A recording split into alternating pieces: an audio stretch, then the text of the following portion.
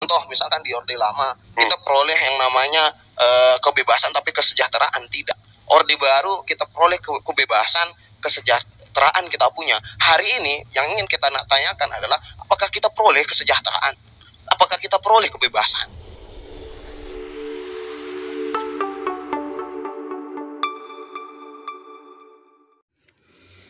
Halo, assalamualaikum.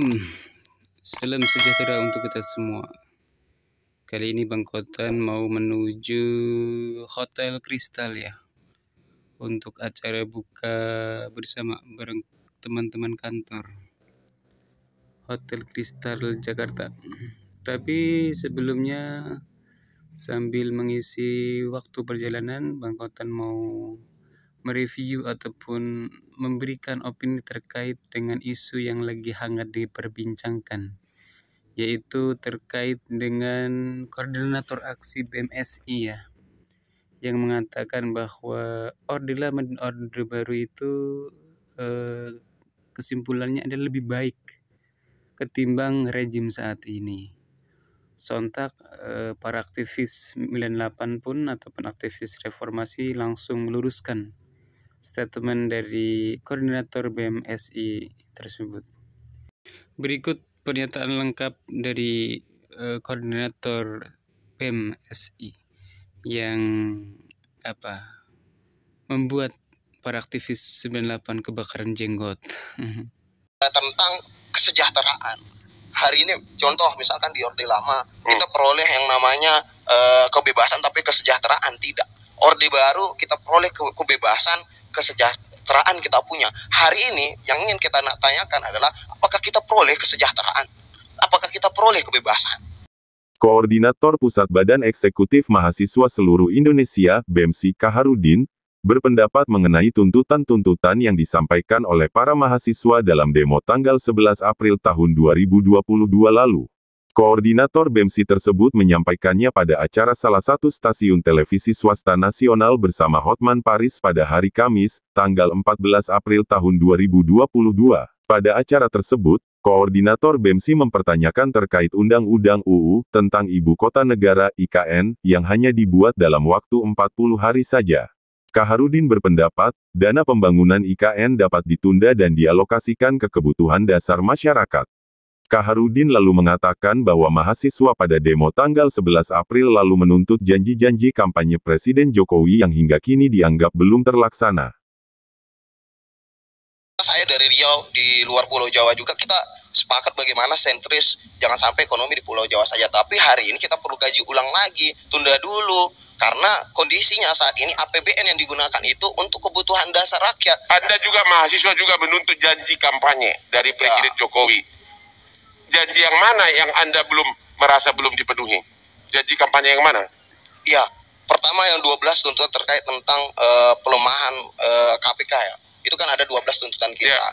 Dan juga hari ini kenapa di 6, kami ingin menyampaikan bahwa Presiden jangan fokus di pesta demokrasi di tahun 2024 ataupun pembantu Presiden, menteri-menterinya. Jadi maunya fokus janji kampanye yang mana yang perlu difokuskan? Ya, untuk silahkan dilihat kembali visi misinya, janji-janji. Itu apa? Anda mesti ingat nggak apa? Karena Anda menuntut, Anda harus tahu dong apa yang Anda. Terkait tentang itu, bagaimana hari ini tentang kesejahteraan. Hari ini contoh misalkan di Orde Lama kita peroleh yang namanya kebebasan tapi kesejahteraan tidak. Orde Baru kita peroleh kebebasan, kesejahteraan kita punya. Hari ini yang ingin kita tanyakan adalah apakah kita peroleh kesejahteraan? Apakah kita peroleh kebebasan? Jadi menurut Anda gimana? Apakah kesejahteraan dan kebebasan sudah sekarang ini diperoleh? Ya, dikatakan peroleh belum merata kan. Bagaimana hari ini tentang pertumbuhan ekonomi masih ada. Jadi yang janji kampanye yang Anda tulis adalah kesejahteraan dan kebebasan. Kebebasan. Bagaimana kita mahasiswa ketika melakukan demonstrasi, saat ini yang lebih disorot adalah tentang kerusuhan, kericuhannya.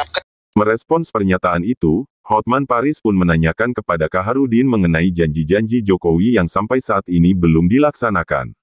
Kaharudin, koordinator BEMSI menyatakan jika kesejahteraan dan kebebasan dapat diraih di Orde Baru dan di pemerintahan Jokowi belum merata.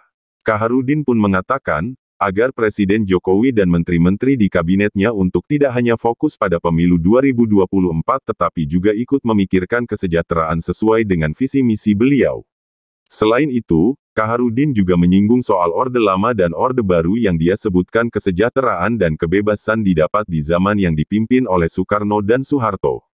Ungkapan yang dilontarkan oleh Kaharudin dibantah keras oleh anggota Komisi DPR RI, Masinton Pasaribu yang berujar bahwa kesejahteraan dan kebebasan mudah diraih saat di Orde Baru yang dikatakan oleh Kaharudin adalah salah. Tapi sebentar, tadi kan karena ada bilang zaman Orde Baru kebebasan ada, kesejahteraan ada.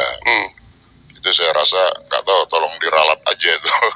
Orde Baru itu ya tidak ada yang namanya tidak ada kebebasan, ya kesejahteraan ya kesejahteraannya semu gitu loh. Jadi maksud saya teman-teman mahasiswa juga semua gitu Bang. Ya teman-teman mahasiswa juga harus objektif karena kebebasan tidak ada dalam alam masa Orde Baru. Makanya lah kami dan teman-teman tahun 97-98 menentang itu, memperjuangkan adanya demokrasi seperti itu, Mas. Jadi silakan lanjut lagi. Jadi kayaknya mahasiswa ini perlu belajar dari yang senior nih. Ya, terkait tentang hal tersebut ya, memang abang-abang di aktivis 98 punya sejarah dan saat ini mahasiswa di tahun ini dia memiliki sejarah tersendiri, mengukir sejarah sendiri.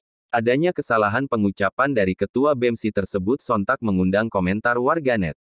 Banyak warganet yang menilai bahwa ketua BEMSI ini tidak menguasai substansi apa yang sedang diperdebatkan. Tidak hanya itu, tak sedikit warganet yang menyoroti kemampuan public speaking Kaharudin yang dinilai kurang. Banyak juga warganet yang menyebut hal tersebut adalah hal yang memalukan dan merusak citra mahasiswa Indonesia.